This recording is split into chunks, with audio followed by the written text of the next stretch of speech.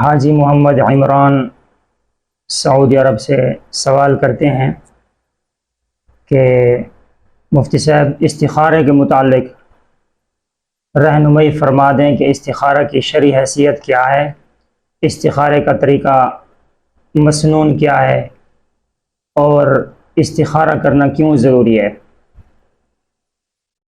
تو اس کا جواب یہ ہے کہ استخارہ اللہ تعالیٰ سے مشورہ کرنے کا نام ہے۔ کوئی بھی ایسا اہم کام کہ جس کے بارے میں قرآن اور حدیث کے اندر صراحت موجود نہ ہو، حلال حرام کے بارے میں، یا انسان کے کاروبار کے متعلق، یا کسی کام کے متعلق، یا سفر کرنے کے متعلق، یا روزی کی تلاش کے متعلق، تو اللہ رب العالمین سے انسان مشورہ کرے۔ اس کا مسنون طریقہ یہ ہے کہ 2 رکعت صلاۃ الحاجت کی نیت سے پڑھیں عشاء کی نماز کے بعد، پھر مسنون دعا جو حدیث پاک میں موجود ہے وہ دعا پڑھیں، اور اس دعا کے بعد اللہ تعالیٰ سے دعا مانگیں۔ ان ھذا الامر والی جگہ پہ نیت کریں اپنے مقصد کی اور اپنے کام کی، اور اللہ تعالیٰ سے رہنمائی حاصل کریں کہ یا اللہ اس کام کی طرف میں آگے بڑھوں یا نہ بڑھوں، یہ کام میں کروں یا نہ کروں۔ اس سلسلے میں اللہ رب العالمین کی طرف سے مسلمان بندے کو رہنمائی حاصل ہو جائے گی۔ 3 دن، 5 دن، 7 دن انسان یہ دعا پڑھتا رہے، 2 رکعت نماز نفل پڑھ کے پھر دعائے استخارہ انسان پڑھے، اللہ تعالیٰ کی طرف سے ضرور رہنمائی مل جائے گی۔ دل کے اندر الہام ہو جائے گا، یا خواب کے اندر کوئی اچھی چیز نظر آ جائے گی، پانی نظر آ جائے گا، یا سفید چیز نظر آ جائے گی، یا باغ نظر آئے گا۔ اگر یہ چیزیں نظر آئیں تو کامیابی کی طرف اشارہ ہے۔ اگر کوئی سیاہ چیز نظر آ جائے، کالی چیز نظر آ جائے، یا ڈرونی چیز نظر آ جائے، یا آگ نظر آ جائے، تو پھر اس کام سے بچنا ضروری ہے۔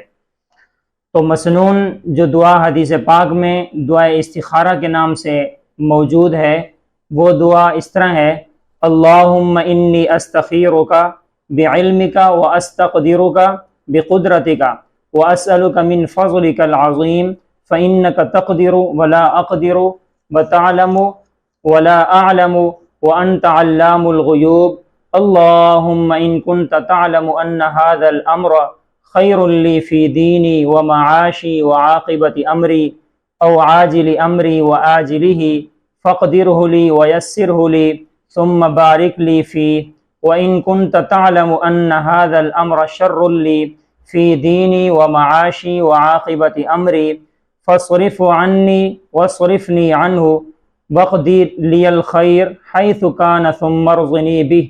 ان هذا الأمر والی جگہ پہ اپنا مقصد سوچنا ہے کہ جو کام انسان کرنے کا ارادہ کر رہا ہے، جس مقصد کے لیے انسان استخارہ کر رہا ہے، اس مقصد کو دل کے اندر ذہن میں تصور کرنا ہے، سوچنا ہے کہ یا اللہ یہ کام میرے لیے بہتر ہے تو میرے مقدر میں فرما دے، اگر میرے لیے بہتر نہیں ہے تو مجھے اس سے پھیر دے۔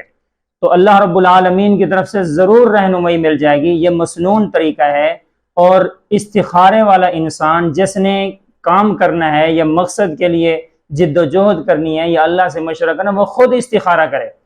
آج کل رواج ہے کہ پیروں سے اور عاملوں سے لوگ استخارہ کرواتے ہیں کہ ہمارا جی استخارہ کر دیں، ہم نے جو ہے وہ بیرون ملک جانا ہے، ہم نے کاروبار کرنا ہے، ہم نے تجارت کرنی ہے، فلاں کام کریں یا نہ کریں، رشتہ کریں نہ کریں، آپ استخارہ کر دیں۔ تو دوسرا آدمی استخارہ کیسے کرے گا؟ خود انسان اپنا استخارہ خود کرے۔ نکاح کے سلسلے میں ہے، شادی کے سلسلے میں ہے، کاروبار کے سلسلے میں ہے، تجارت کے سلسلے میں ہے، بیرون ملک جانے کے سلسلے میں ہے۔ جتنا انسان کو اپنے بارے میں فکر ہوگی، اپنا احساس ہوگا، اللہ تعالیٰ سے ایک خاص قسم کا لگاؤ اور تعلق قائم کرے گا انسان، تو اتنا انسان کی رہنمائی زیادہ ہوگی، اللہ رب العالمین دل کے اندر بات ڈالیں گے۔ تو دوسرا آدمی اتنی نہیں بتا سکتا، تو وہ تو ایک ڈھکوسلے ہوتے ہیں جو پیر اور عامل لوگ صرف پیسہ بٹورنے کے لیے ڈھکوسلے مارتے ہیں کہ آپ یہ کام کر لو، آپ یہ کام نہ کرو۔ وہ تو بعض دفعہ ہاتھ کی لکیروں کو چیک کرتے ہیں، اور قسمت آزماتے ہیں اور کہتے ہیں کہ کسی کو کہہ دیتے ہیں آپ 2 شادیاں کرو گے، کسی کو کہہ دیتے ہیں آپ کی 4 شادیاں ہوں گی، اور کسی کو کہتے ہیں کہ آپ حج کرو گے.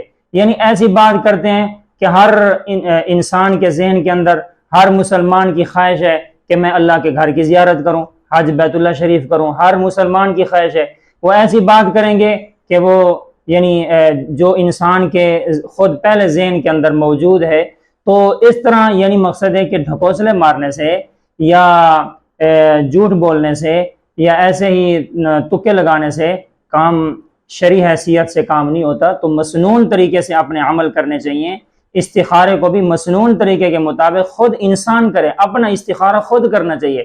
تو جتنا اپنا استخارہ خود کرنے سے انسان کو فائدہ ہوگا، دوسرے کے کرنے سے اتنا فائدہ نہیں ہوگا.